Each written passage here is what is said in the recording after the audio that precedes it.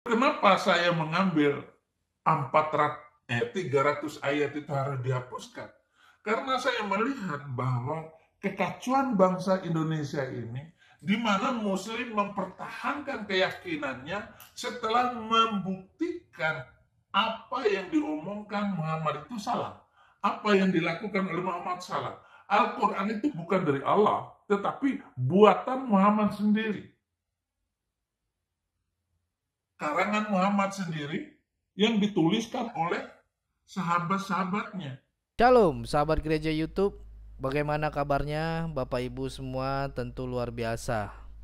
Nah saudaraku, saya ingin mengajak kita semua untuk melihat sebuah cuplikan video di mana di video tersebut pastinya nanti akan sangat mencengangkan ketika kita mendengar pemaparan dari seorang bapak di mana beliau banyak sekali mengungkapkan fakta-fakta yang sangat mengejutkan kita semua. Makanya khusus kepada RT 006, sebelum nonton video ini, tempatkan hati dan pikiran saudara di tempat yang netral ya, sehingga saudara bisa menyimak, melihat, mendengar sampai selesai. Jangan belum apa-apa saudara dan saudari menghina, mencaci maki, mengolok-ngolok, dan sebagaimana yang saat ini terjadi sering, cibiran-cibiran kuat. Sebagaimana nontonlah dulu gitu ya, dengan akal sehat sebelum berkomentar yang sangat menyakitkan gitu kan. Dan pergunakan tangan saudara ya, pergunakan tangan saudara sebaik mungkin, sebijak mungkin di dalam saudara berkomentar. Mari sama-sama kita saksikan apa yang membuat cerita cuplikan yang ini. Ketika kita mendengar nantinya penjelasan daripada beliau, seorang bapak yang selama ini jarang sekali ada orang yang mengungkapkan sebuah hal yang tentunya sangat mengejutkan banyak pihak. Ya, apalagi di internet banyak berani bersuara. Ini nilai plus ya. Dia mulai berani bersuara, banyak yang berani berbicara ya, tentunya tetap masih dalam koridornya hukum, sehingga tidak bertentangan dengan hukum juga gitu, tidak menyakiti ataupun tidak menghina dan tidak masuk kategori penista agama gitu ya. Bila ada orang yang tidak senang, bisa saja dilaporkan, tetapi kalau kita menempatkan hati dan pikiran kita di tempat yang netral dan kita mendengar apa yang disampaikan oleh bapak tersebut, tidak ada hal yang membuat kita tersinggung. Jadi langsung saja kita saksikan sama-sama bagaimana cuplikan video berikut ini. Video. Kenapa saya mengambil 300 ayat itu harus dihapuskan? Karena saya melihat bahwa kekacauan bangsa Indonesia ini, di mana Muslim mempertahankan keyakinannya setelah membuktikan apa yang diomongkan Muhammad itu salah. Apa yang dilakukan oleh Muhammad salah. Al-Quran itu bukan dari Allah, tetapi buatan Muhammad sendiri. Karangan Muhammad sendiri yang dituliskan oleh sahabat-sahabatnya. Kemudian dia menyuruh juga. Misalnya dalam kitab Kanzul Ummal, itu banyak sekali cerita bagaimana Muhammad ingin belajar Taurat dan Injil dengan menyuruh sahabat-sahabatnya untuk masuk ke sana dan belajar di biara-biara Yahudi. Lalu cerita-cerita itu disampaikan kepada Muhammad untuk diubah menjadi kitab suci Al-Quran. Itulah cara-cara yang dipakai. Semua surat Al-Quran itu yang berkaitan dengan syair-syair juga, semua itu diambil dari sana. Lalu diubah sedikit demi sedikit. Supaya nggak kelihatan sama dengan ayat-ayat yang disampaikan oleh biara-biara Yahudi, pendeta-pendeta Nasrani. Terutama orang-orang ortodok. Kristen ortodok itu mirip semuanya dengan ajaran Muhammad ini. Kata-kata Muhammad ini di dalam Al-Quran. Dan banyak sekali. Tetapi Muhammad juga tidak kalah penting untuk memperluas cakupan wilayah dan kekuasaannya, harus berperang. Nah, inilah kelebihan Islam tuh, membantai orang. Lebih-lebih setelah Muhammad mendapatkan kekuasaan di Madinah, maka dengan kekuatan tentara dan ancaman-ancaman, maka Islam itu kokoh. Kalau kita berdebat dengan Muslim, larinya menghina pribadi. Oh, kamu bisa nggak bahasa Arab? Ya bisa lah. Kamu sendiri nggak bisa bahasa Arab. Bisanya sepotong-sepotong, tetapi sudah bisa seperti ustadz pintar. Ini modal yang dipakai oleh mereka untuk menekan lawan debatnya. Menghina secara pribadi. Nah, kembali ustadz-ustadz yang mengajar ini, saudara-saudara, dia menggiring opini bahwa kelakuan orang Islam itu bagus sekali. Baik terhadap Yahudi juga Kristen. Karena Kristen itu sangat dihormati oleh Al-Quran. Ditakutin karena kebaikan-kebaikan orang Kristen. Saya sudah membuat videonya banyak sekali. Nah, contoh untuk membuat Islam itu sepertinya hebat sekali. Kita tonton ya videonya kisah anak kecil yang menaikkan harga untuk Yahudi katanya. Oke. Kita ambil satu video untuk bahan diskusi lelucon. Orang ini lihat Yahudi ciri khasnya ada kopiah kecil di kepalanya, lalu dinaikkan harga 2 kali lipat oleh si anak tadi. Pergi orang itu tersebut dibeli, kemudian pulang ayahnya dari sholat, tanya, nah ada yang beli? Ada. Berapa kau jual? Sekian, double harganya. Kata dia, kenapa? Dia bilang, ayah karena yang belanja orang Yahudi.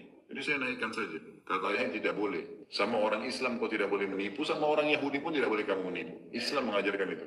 Kembalikan uangnya. Dikembalikan setengah, si ayah mengejar Yahudi tersebut, ternyata sudah jauh jalan. Pada saat dekat, kata si ayah anak tadi, hai Yahudi sebentar, kau kan yang belanja di toko saya tadi, dilayani oleh anak saya, cirinya begini. Dia bilang, iya. Harga yang kamu beli sekian? Dia bilang, iya. Sebenarnya anak saya karena lihat kau Yahudi didobelkan, harganya cuma sekian, ini uang kau saya kembalikan. Si Yahudi itu tanya, dia bilang, kau kejar saya dari sana sampai sini hanya mengembalikan uang saya? Kata si Muslim, iya. Karena saya diajarkan oleh agama saya untuk jujur. Kata dia, kalau begitu, karena perilaku kamu ini, kalau kau bawa nama agamamu, saya mengucapkan syahadat. Dia syahadat, syahadu an la ilaha illallah wa anna muhammadar rasulullah. Iya. Kalau sudah di mulut Ustadz dengan cerita karangan seperti itu, nggak ada sumbernya. Membuat cerita Islam itu ajarannya bagus di dalam berbisnis. Tapi coba Anda berbisnis di Tanah Abang. Di sana banyak sekali turunan Arab. Semua penipu. Dia menaikkan harga jualnya itu berlimpah-limpah. Berganda-ganda. Nah, ini kan hanya dalam cerita. Cerita yang nggak jelas. Oh, bagaimana Nabi Muhammad bertemu dengan orang Yahudi? Bla bla bla bla. Oh, saya sampai menangis. kalau mendengar ustadz saya, bapak saya, ayahanda saya cerita tentang Yahudi. Saya bisa menangis. Karena bapak saya itu ceramah dari desa ke desa. Penceramah. Lucu juga. Ya, mungkin ustadz paling lucu. Humor-humornya segar. Ayah saya itu. Ibu saya juga mengajarkan disiplin beragama itu di dalam rumah tangga itu. Bagus ceritanya. Kisahnya, ya cerita kisahnya itu. Bagaimana mama saya itu menceritakan orang-orang yang nanti dalam neraka. Ngeri. Cerita tentang Isra Mi'raj. Nabi melihat orang ini disiksa begitu, begini, begitu, begini. Ditakut-takutinnya saya. Mungkin gara-gara cerita mama saya. Kemudian umur 40 tahun. Saya terima Yesus Kristus. Oh, saya ini ditipu. Dibohongin. 3 tahun saya belajar Injil, Alkitab. Bolak-balik. Bukan belajar Alkitab saja. Saya belajar ke sana kemari. Saya mengajar ke sana kemari. Sambil menyesuaikan diri sampai pada tingkat pemahaman yang matang. Akhirnya saya meninggalkan sungguh-sungguh keyakinan saya yang Islam itu. Saya tinggalkan semua. Ya percuma mengikuti agama itu. Orang buatan Muhammad, Nabi hanya dia dari Arab. Semua Nabi dari Bani Israel. Tiba-tiba ada Nabi dari Arab yang mengajarkan begitu begini. Lah kalau mengajarkan kepada anak tentang menjual barang. Karena anak itu melihat Yahudi dinaikkan 2 kali lipat, dibayar sama Yahudi.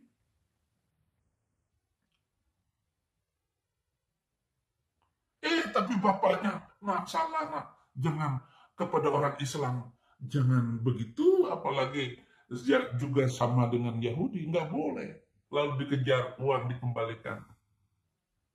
Karena anak itu menggandakan harga.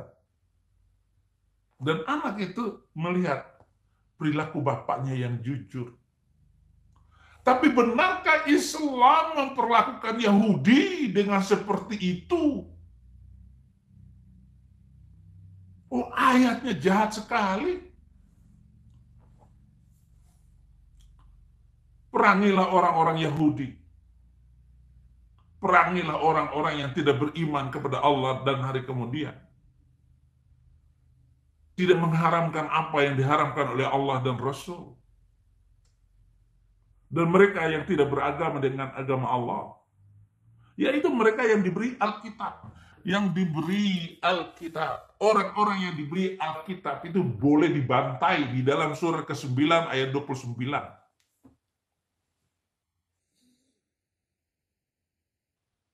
Bagaimana tiba-tiba kok dalam pasar jual orang Yahudi dibalikin uangnya, orang nyawanya saja dimakan, ditelan. Mereka mau menelan orang siapa saja. Apalagi orang Kristen. Memang ada semangat untuk memperbaiki hubungan antara Yahudi dan Islam.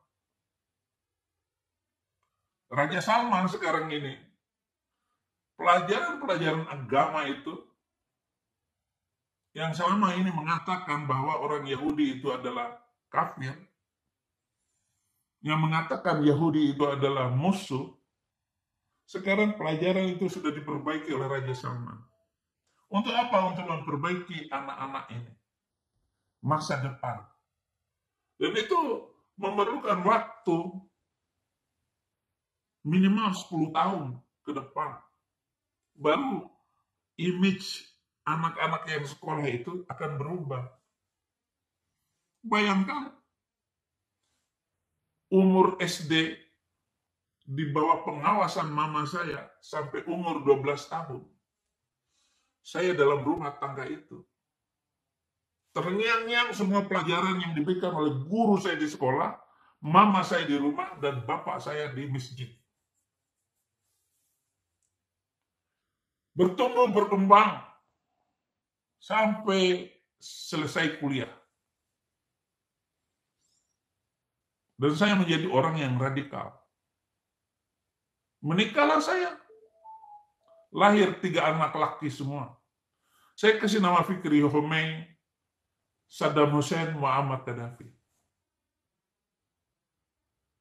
Karena begitu bergeloranya saya kebencian kepada Yahudi dan Kristen.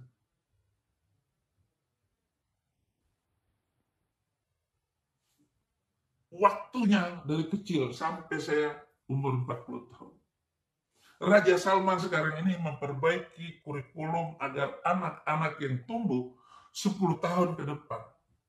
Karena apakah Salman akan hidup lama sebagai raja? Dia adalah raja yang sudah memperbaiki segala kurikulum pendidikan Arab Saudi. Imam-imam di masjid sudah diganti semuanya, dirombak. Dari yang suka khutbah, kofar kafir. Itu sudah dirombak oleh Raja Salman.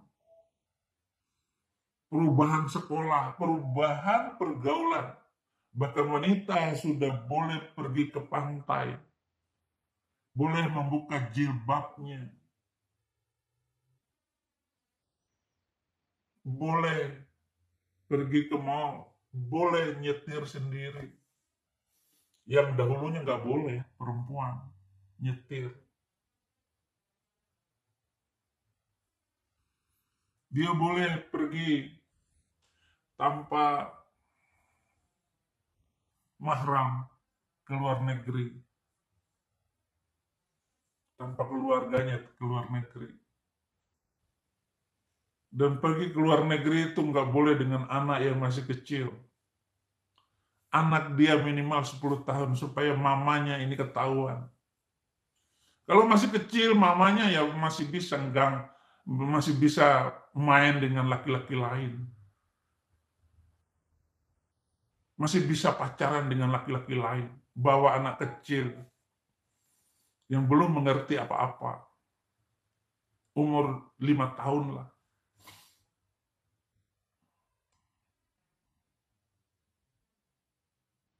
Jadi memperbaiki budaya itu lama. Ini kok ada pengajaran dari bahasa lama, turunan Nabi Kanjeng, mengajarkan seperti itu. Bagus sekali. Saya senang pengajaran ini.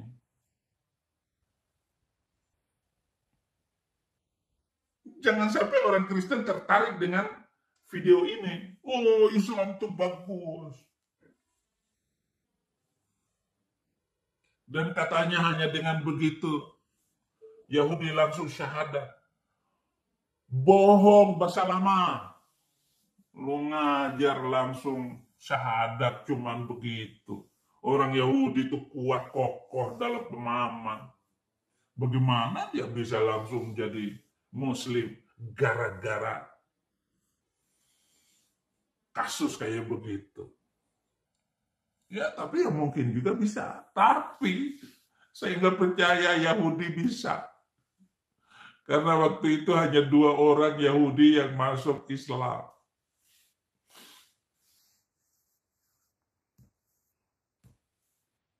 Jujur apanya orang Arab dalam bisnis?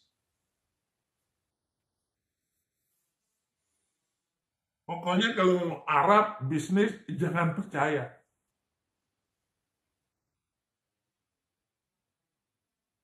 Karena mau memerah semuanya. Dia lipat gandakan modal. penjualannya itu. Lalu setelah dia tahu harga tetangga kiri kanan itu, dia turunin sedikit. 2-3 item barang yang diturunin. Tapi yang lain tetap dimahalin. Model penjualan Arab Luku Suntur. Anda nggak akan ketemu, saudara-saudara, kejujuran orang Arab. Di dalam beragama, nah ini nih, ketidakjujurannya itu membuat cerita ngaco. Ceritanya ngaco.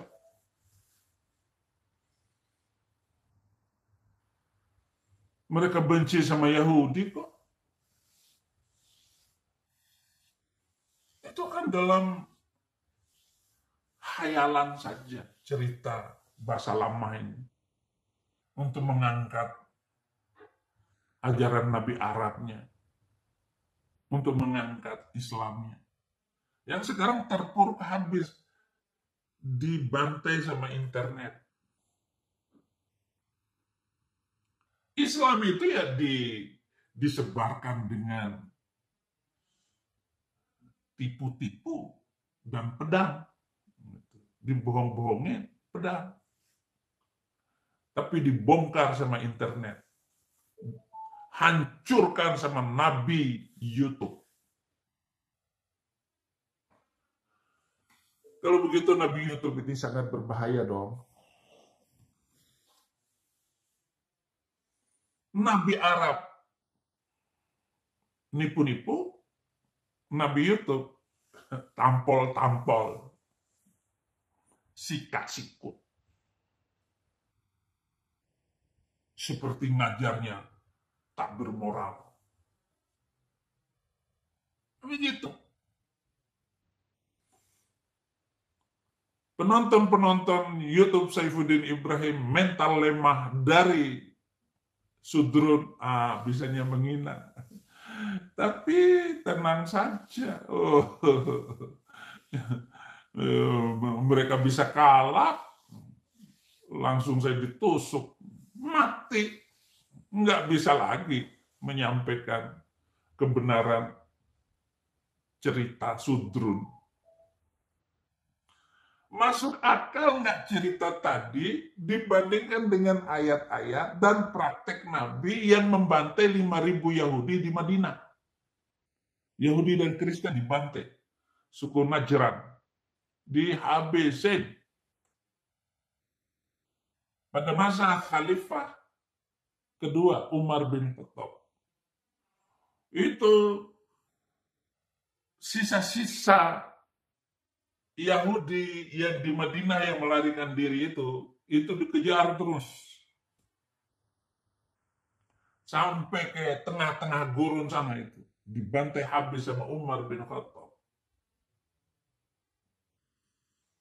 Nah karena dia suka membantai itulah, maka dia dibunuh juga oleh sesama saudaranya.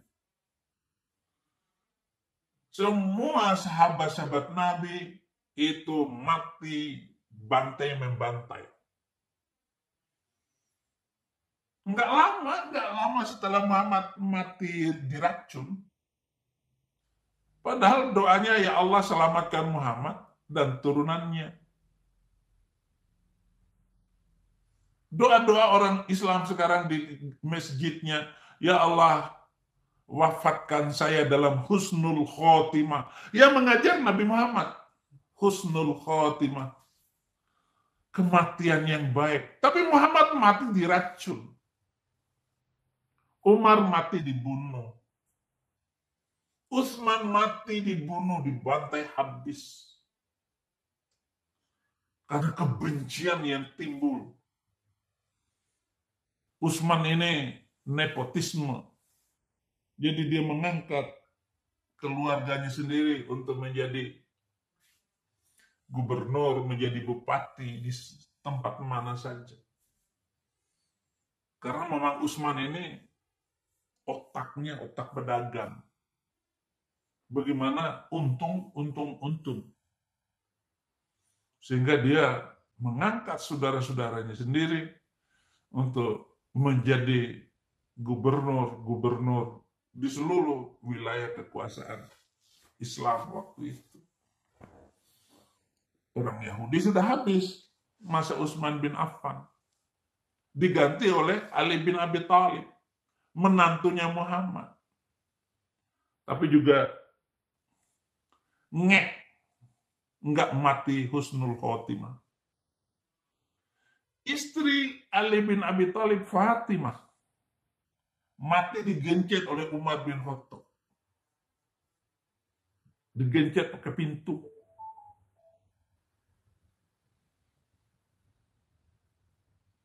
Digencet pakai pintu. Tega seperti itu. Katanya husnul khotimah. Ya Allah, matikan kami dalam husnul khotimah.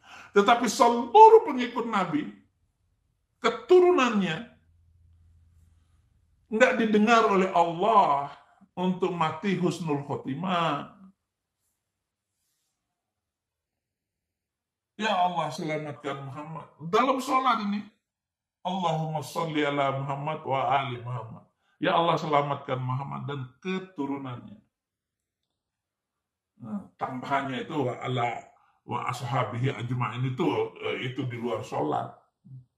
Nggak nyebut sahabat-sahabat.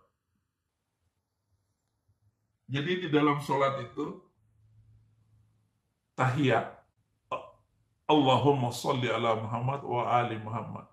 Kama shallaita ala Ibrahim wa ali Ibrahim. Wa barik ala Muhammad wa ali Muhammad. Kama barakta ala Ibrahim wa ali Ibrahim.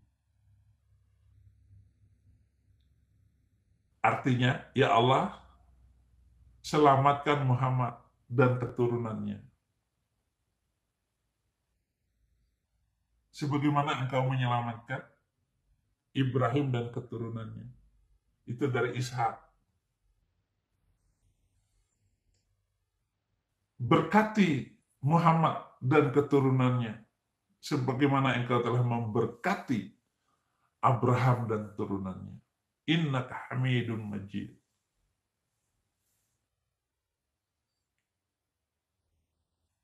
Sahabat itu tambahan. Wa ashabihi ajma'in. Oh, itu tambahan kiai-kiai belakangan.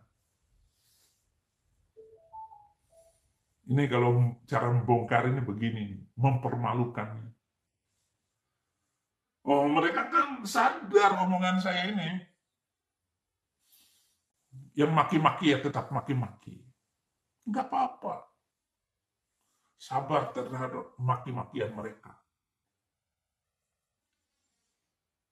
Jadi omongannya ini, Muhammad ini doanya saja untuk diselamatkan, tidak dijawab oleh Allah Subhanahu wa Ta'ala.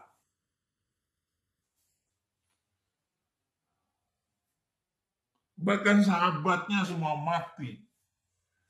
Seluruh sahabat yang katanya dijamin oleh Muhammad pasti masuk surga, sahabat 40 ini masuk surga katanya.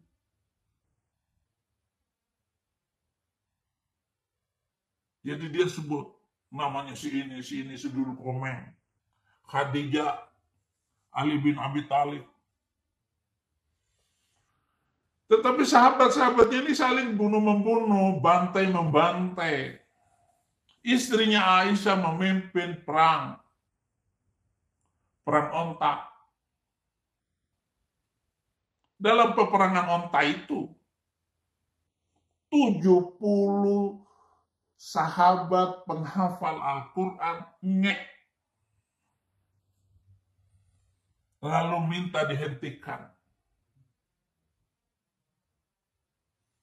Buat perundingan. Jadi antar para sahabat ini, sesama muslim, ngek-ngekkan.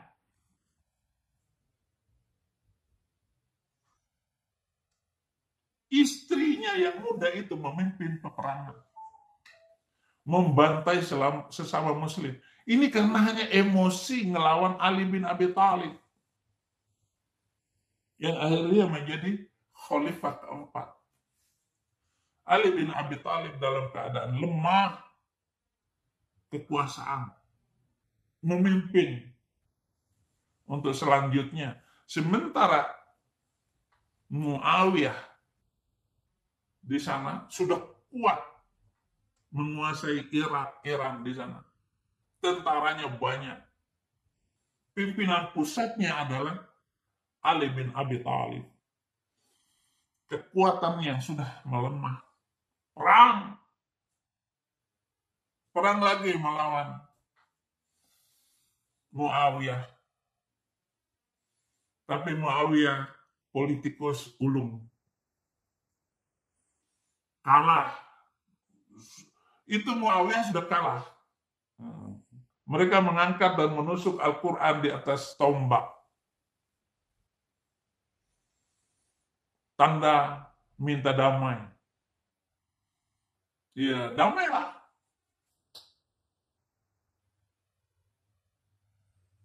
Damai, tetapi juru damainya Ali bin Abi Thalib ditipu oleh juru damainya Muawiyah. Juru damainya Ali bin Abi Thalib ingin pemilihan baru, khalifah yang baru. Oleh karena itu saya menurunkan Ali bin Abi Thalib dari kekhalifahan dan kepemimpinan sekarang. Naiklah penipu Arab. Apakah saudara-saudara sudah dengar semuanya tadi? Bahwa Ali bin Abi Thalib sudah diturunkan dari kekhalifahan sekarang ini. Maka tidak boleh ada kosong kepemimpinan. Maka saya mengangkat Muawiyah untuk menjadi khalifah.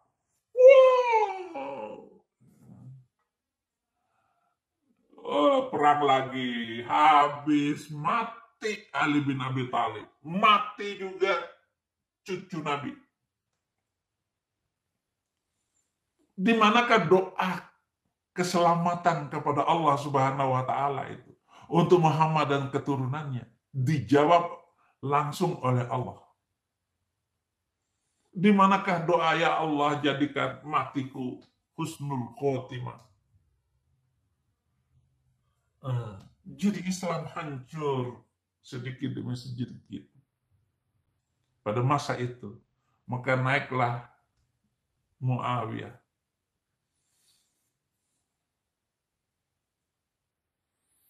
Dinasti Umayyah itu berkuasa hampir 500 tahun. Dia menguasai wilayah yang luas. Sampai ke Palestina sana. Lalu mengatakan itu adalah tanah Arab. Palestina itu tanah Arab. Padahal itu tanah Israel. Israel ini terus berkembang. Kemudian dilanjutkan dengan Abbasiyah. Menguasai luas lagi. Muawiyah habis. Dinasti Muawiyah habis. Dibantai semuanya. Membantai. Ngek. Darah manusia mengucur.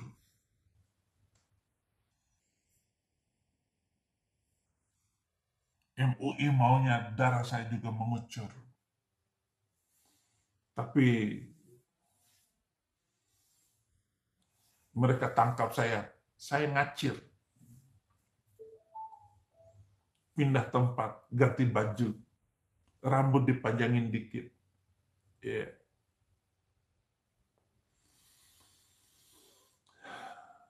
Ini kan gaya aja, gaya persembunyian. Ngek. Kejahatan Islam ini dibungkus rapi oleh para ustadz. Mana bisa ustadz berani menjelaskan sejarah kehancuran, kebobrokan Islam. Hanya diceritakan bahwa si ini bagus sekali, baik, adil. Namanya penulis sejarah. Itu cari yang baik-baiknya. Tapi mereka tidak bisa menutup sejarah. Karena hadis-hadis ini lebih dulu sudah ditulis oleh Bukhari, Muslim, Nasa'i, Tirmidzi. Dan 4 mazhab itu sudah berkembang di abad-abad selanjutnya. Dan imam-imam mazhab ini adalah penghafal Al-Quran. Imam Syafi'i itu umur 9 tahun sudah hafal Quran. Hafal Quran. Apalagi hadis dihafal oleh mereka. Terus berkembang. Saling bertentangan. Dan hadis-hadis sudah ditulis lengkap semuanya. Sehingga tidak bisa disembunyikan. Cerita-cerita bagaimana mereka menyusun Al-Quran. Dan bagaimana Zaid bin Thabit ini disuruh untuk belajar kitab-kitab yang lain. Suruh belajar Taurat dan Injil. Supaya Muhammad bisa ngomongin, ini adalah wahyu dari Allah.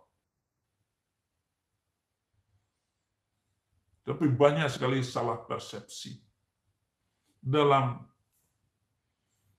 teologi-teologi yang lain. Kemampuan Muhammad di dalam mengharmonisasi omongan dia di Mekah dulu, katanya wahyu Allah dari Mekah, kemudian wahyu Allah yang turun di Madinah. Di Mekah itu ayat-ayatnya damai semuanya, bentuknya syair-syair, pendek-pendek ayat-ayat itu. Tetapi setelah bercampur dengan orang-orang Yahudi dan orang-orang Kristen, dia harus sudah cukup memahami lagi cerita dan kisah nabi-nabi di Alkitab. Musa, cerita Fir'aun, Ibrahim. Ini ditambah-tambah lagi sama dia yang tidak dia ketahui ketika di Mekah. Ayat-ayat di Mekah itu hanyalah ayat-ayat syair-syair. Oh, bicara kebaikan. Tapi di Madinah ayatnya panjang-panjang tentang hukum-hukum. Tahun kedua setelah pindah ke Madinah baru muncul puasa. Jadi Muhammad gak tahu puasa. Orang ngesek melulu.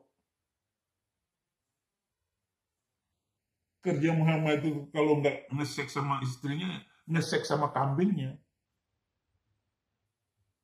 Karena Muhammad itu pikirannya, halusinasinya tingkat tinggi. Nah, hadis-hadis tentang Muhammad membantai, perkosa kambing itu ada semuanya. Nggak berani diajarkan oleh ustadz. Nah, bagaimana ustadz ini semuanya memperbaiki video-video mereka agar kelihatan bagus, dibuat sedemikian rupa. Makanya lomba-lomba cerita bagus, ngarang konyol, seolah-olah iya. Dasarnya mana? Hadis nomor berapa?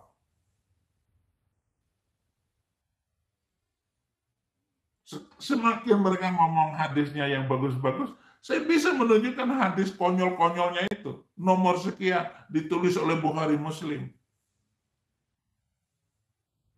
Kalau enggak ya Tirmizi, Imam Tirmizi, Nasai.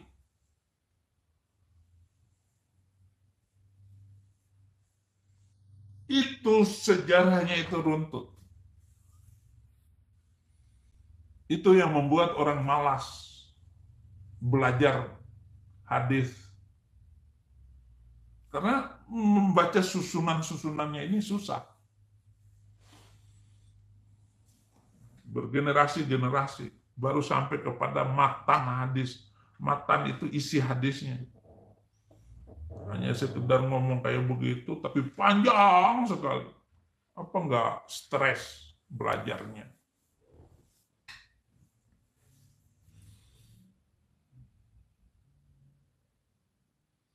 Ini saudara-saudara yang mengerikan dari semua ajaran Muhammad ini. Oleh karena itu saya tidak pernah mundur sedikit pun. Untung saya ke Amerika. Kalau nggak habislah saudara-saudara. Saudara tidak akan bisa mendengar saya membongkar ini. Oleh karena itu saya bongkar terus ini. Lewat channel Saifuddin Ibrahim. Ini sudah beberapa minggu saya nggak upload film video di channel Saifuddin Ibrahim TV. Apalagi channel Nabi YouTube. Nggak pernah live saya di channel Nabi YouTube.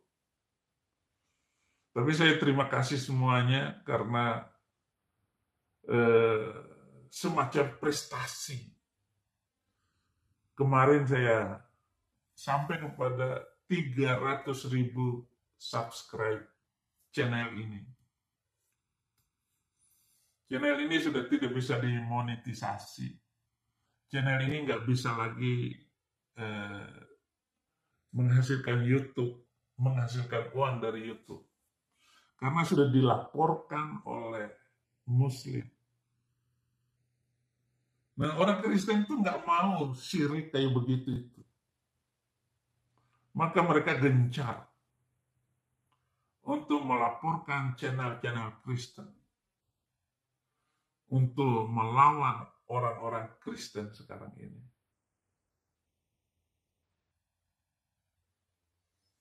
Karena malu, mempermalukan ini.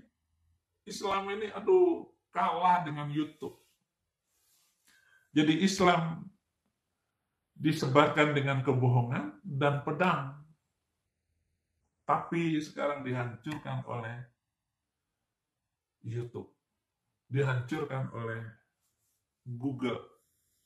Internet ini menyakitkan. Ini namanya membunuh tanpa menggorok leher. Islamlah sasarannya. Makanya mereka-mereka yang berpikir pendek tentang kehidupan manusia ya jadi teroris.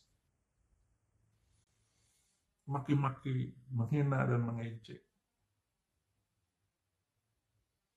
Ya. Pantas diburu Interpol. Ya, saya nggak takut sama Interpol.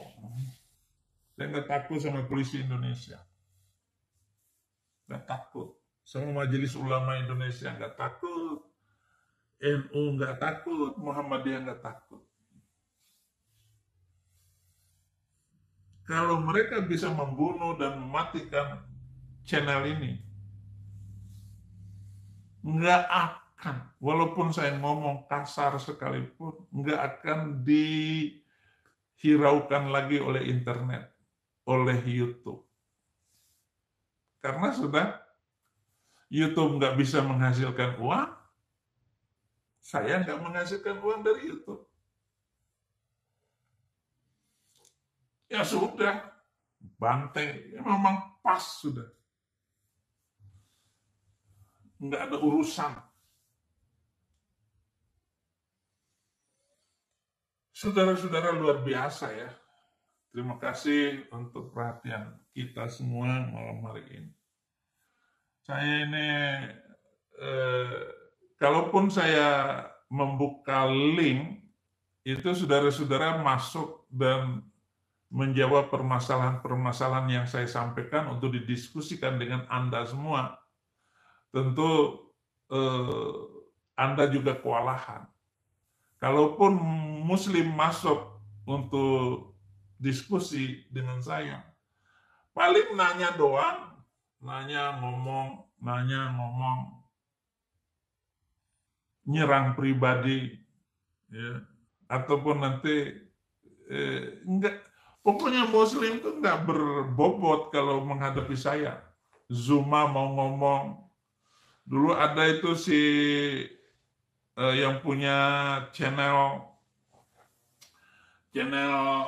mualaf Julius HMC,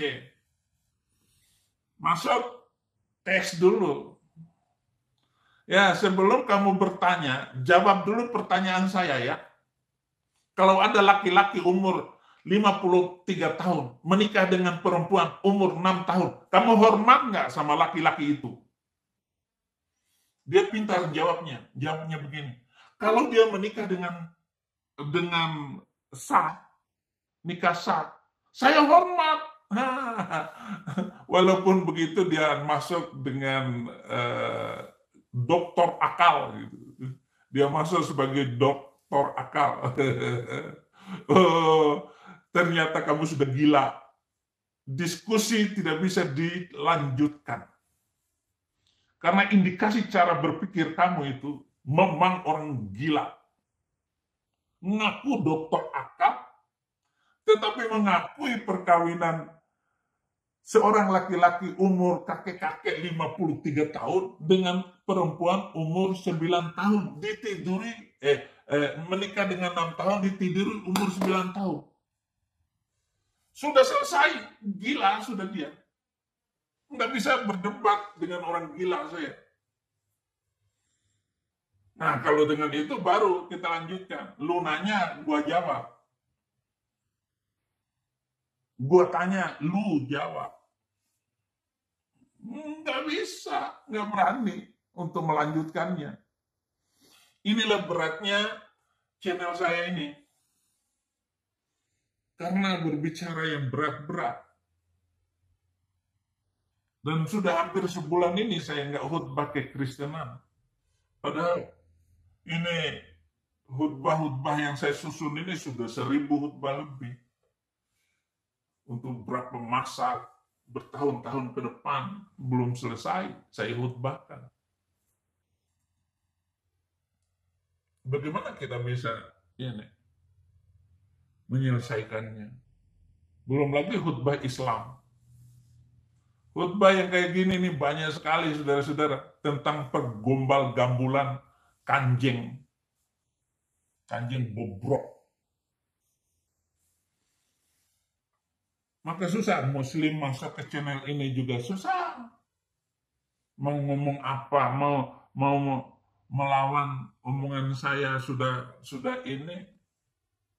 Ya. Silakan ada yang mau jadi pemulung juga datang aja. Siapkan itu paspor visa Amerika. Nggak akan jadi pemulung.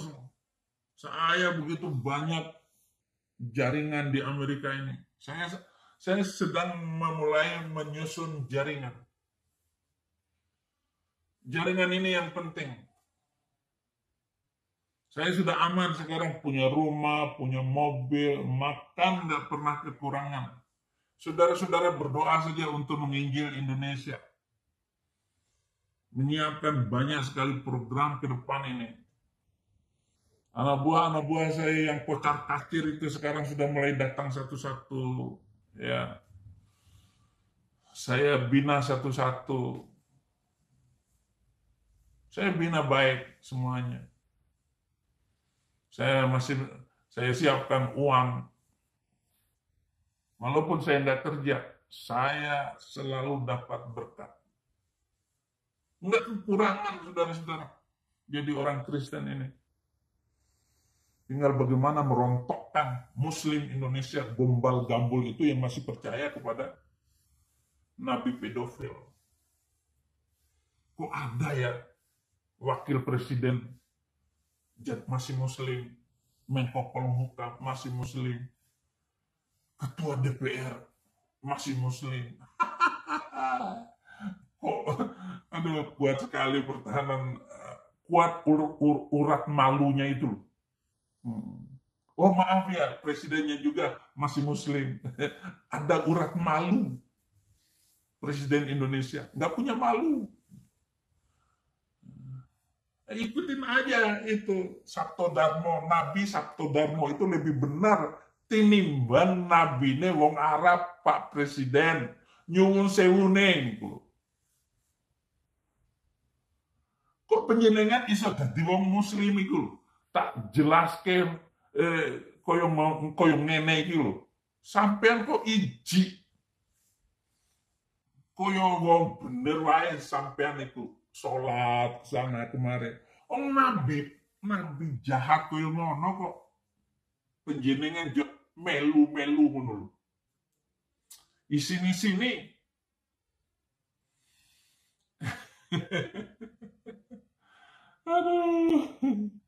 aduh panas hati saya ini.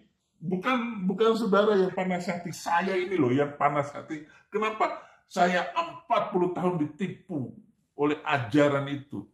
Saya terbelenggu di dalamnya, terkunci, nggak tahu cara ini buka pintunya ini loh. Keluar dari situ.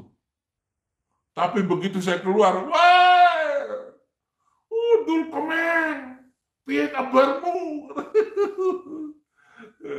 Saya sudah bule di dalam rumah itu. Padahal warna kulit saya hitam gelap. Begitu keluar karena dipingit 40 tahun, ya putihlah saya. Begitu keluar, weh! Makanya dicat sedikit rambut, ya. Saya sedang menyiapkan lagi satu studio. Ini studionya sedikit lagi.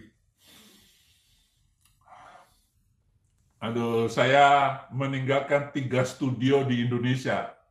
Ya, baru semuanya. Satu studio itu 200 juta harganya. Saya di rumah satu, di gereja Murtadin satu, kemudian di apartemen satu. Jadi saya nanti akan jalan dari rumah ke gereja terus ke apartemen. Jadi apartemen 2 hari, balik lagi ke gereja, ke rumah 3 hari. Begitu rencana pikiran saya ini. Saya akan membongkar Islam, saya akan potong tipis-tipis. Saya kemontarin pelan-pelan. Baru jadi 3 studio itu ke Amerika dan nggak bisa balik lagi. Mungkin rencana Tuhan itu. Kita nggak tahu rencana Tuhan. Saya nggak tahu umur kita ke depan. Ya. Tapi saya janji untuk menjelaskan Muhammad ini dengan nada yang bagus gitu. Tidak terlalu menghina Muhammadnya gitu. Tapi ya menghina halus-halus, tiba-tiba besar, memalukan. Saya sudah membuka hadis Muhammad memperkosa mayat di dalam kubur. Iya, banyak sekali kekacauan ajaran Muhammad itu. Tertulis semuanya. Nah, kalau ada si tokoh Muslim, ulama berani membantahnya, saya persilakan. Tapi sudah terlanjur malu gitu. Nah, malunya itu pelan-pelan kita bongkar, memperkosa mayat dalam kubur. Dia memperkosa kambing. Muhammad itu suka memperkosa kambing gitu. Karena dia memiliki kelainan seks. Jadi terima kasih ya sudah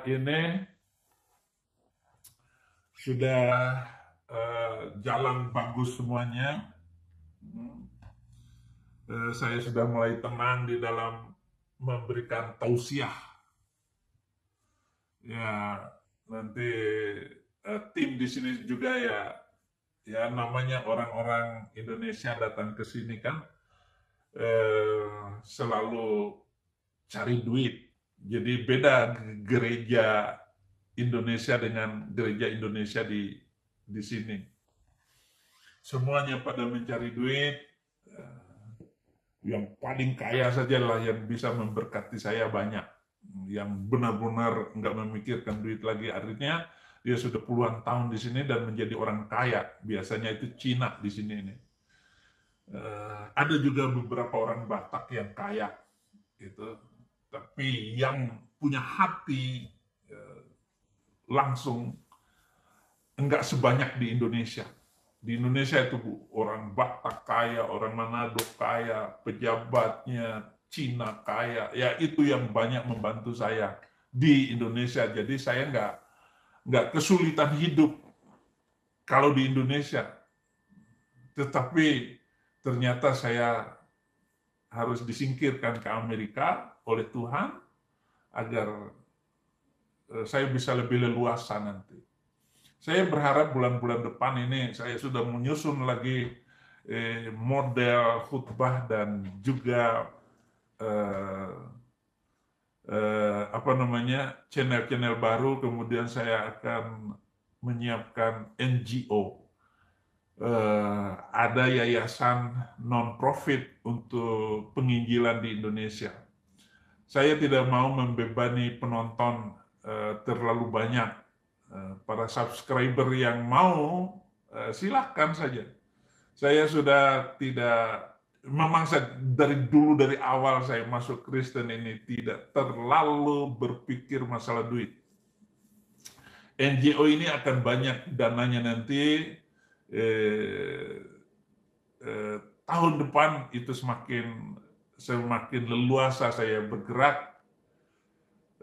Permintaan dari teman-teman yang ada di Copenhagen, di Belanda, Inggris, saya akan datangin, dan demikian juga di Australia. Nanti terima kasih saudara-saudaraku di Australia yang masih mendukung doa kepada saya. Terima kasih semuanya, dan terima kasih malam hari ini di Indonesia, pagi sudah di tempat saya. Mataharinya sudah tinggi di sini. Tuhanlah yang menjadi sumber segala hidup kita, dan Tuhanlah kita serahkan hidup kita supaya tetap ditolong. Saya percaya tidak lama lagi Islam akan hancur berantakan. Tuhan Yesus memberkati.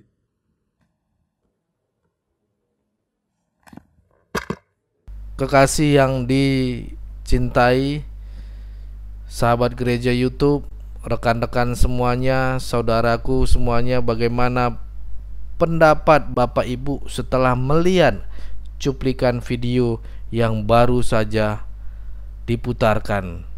Cuplikan video tersebut saya ambil di channel Jawanesia. Judulnya itu sangat membuat saya ingin melihat apa yang beliau sampaikan, dan ketika saya membaca di kolom komentar di channel Jawanesia ini, Bapak Ibu, itu sangat banyak yang memberikan dukungan terhadap orang yang memberikan dukungan kepada Pak Web ini. Pak Web namanya ya, saudara, menyampaikan isi hatinya. Ya, tentunya ini adalah satu hal yang sangat luar biasa.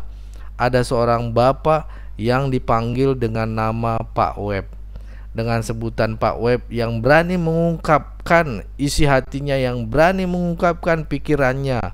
Dan tentu banyak juga orang yang sangat salut terhadap apa yang Pak Web lakukan tersebut, gitu ya. Sampaikan di video singkat ini, dan pastinya tidak dibenturkan dengan hukum penista agama. Terima kasih sahabat gereja YouTube, dan sebelumnya sebagaimana saya katakan tadi, ayo tempatkan hati dan pikiran saudara. Kita tetap bersaudara, pikirkan untuk kita tetap terus netral. Jangan lupa saudara-saudara mengatakan ini, dikit-dikit pembahasannya penista agama. Kita dengan akal sehat, mari kita berpikir dengan akal sehat, berpikir secara kritis. Itu aja teman-teman, saudara-saudara gereja YouTube yang rindu memberkati pelayanan kami di pedesaan dan juga gerakan aksi membangun gereja. Support tim kita, tim lawyer, dan juga tim lawyer ini kegunaannya untuk memberikan akses kepada gereja-gereja yang tidak memiliki izin, tapi kita coba untuk terus mencari bagaimana solusi untuk mendapatkan surat SKB 2 menteri dan sebagainya. Jadi kita kawal saudara-saudara. Jadi saudara-saudara yang tidak punya gerejanya tidak punya izin, coba kita bantu gitu ya. Di situ mari kita bangun pondasi ini dengan aksi bangun gereja.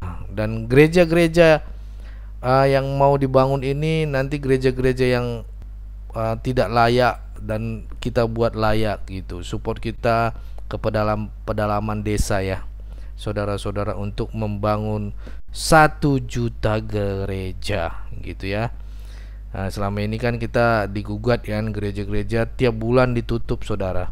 Ternyata kita dari gereja YouTube, bisa jadi nanti gereja YouTube juga akan ditutup, dan kita rindu untuk membuat gerakan membangun gereja. Jadi saudara yang mendengar ini, kalau mau ada gerejanya, mau dibikinin izinnya dan sebagainya, atau dibantu untuk menjembatani bagaimana prosedur formula untuk meminta izin gereja, bisa langsung hubungi atau komen di bawah. Nanti akan kita support dari segi apa yang bisa kita bangun. Nah, dan itu bisa nanti tim survei kita untuk melihat, dan kita akan turun langsung di sana. Tapi kontennya tidak kita angkat. Kenapa? Karena kontennya ini nanti bisa disalahgunakan sama pihak-pihak yang tidak berkenan. Biarlah kebaikan ini Tuhan yang lihat gitu ya. Jadi program ini, kegiatan ini sangat membutuhkan support dari rekan-rekan semua dan juga doanya ya. Itu aja mungkin dari saya, wartawan Injil. Terima kasih.